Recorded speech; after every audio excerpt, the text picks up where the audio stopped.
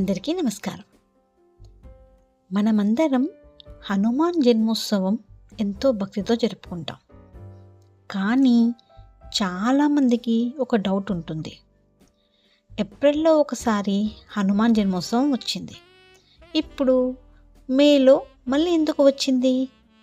అసలు నిజమైన హనుమాన్ జన్మోత్సవం ఏది? ఈరోజు ఈ వీడియోలో పూర్తిగా తెలుసుకుందాం. హనుమాన్ జన్మోత్సవం అంటే ఏమిటి? హనుమాన్ భగవంతుడైన శ్రీరాముడి గొప్ప భక్తుడు. ఆయన శక్తి, భక్తి, ధైర్యానికి ప్రతీక. హనుమంతుడి జన్మదినాన్ని హనుమాన్ జన్మోత్సవంగా జరుపుకుంటారు. భారతదేశంలో ప్రాంతాన్ని బట్టి వేరువేరు తేదీల్లో ఈ పండుగను జరుపుతారు.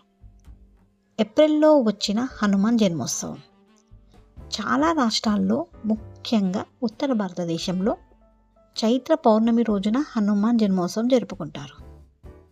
ఇది సాధారణంగా మార్చి చివర లేదా ఏప్రిల్లో వస్తుంది. ఈ రోజున హనుమాన్ చాలీసా చదువుతారు. ఆలయాల్లో ప్రత్యేక పూజలు చేస్తారు.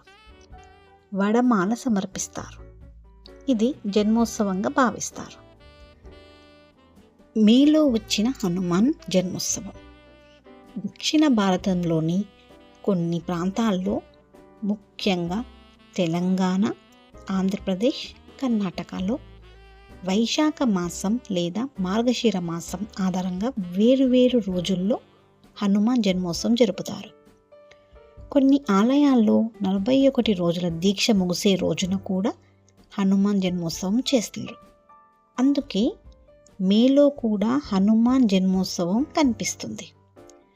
ఏప్రిల్లో వచ్చినది ఒక సంప్రదాయం, మేలో వచ్చినది మరో ప్రాంతీయ సంప్రదాయం. రెండు భక్తితోనే జరుపుకుంటారు. అసలు డిఫరెన్స్ ఏమిటి?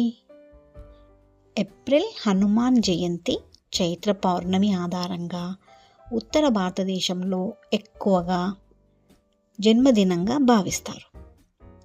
మే హనుమాన్ జయంతి ప్రాంతీయ పంచాంగం ఆధారంగా దక్షిణ భారతదేశంలో కొన్ని చోట్ల దీక్ష ముగింపు లేదా ప్రత్యేక ఉత్సవంగా.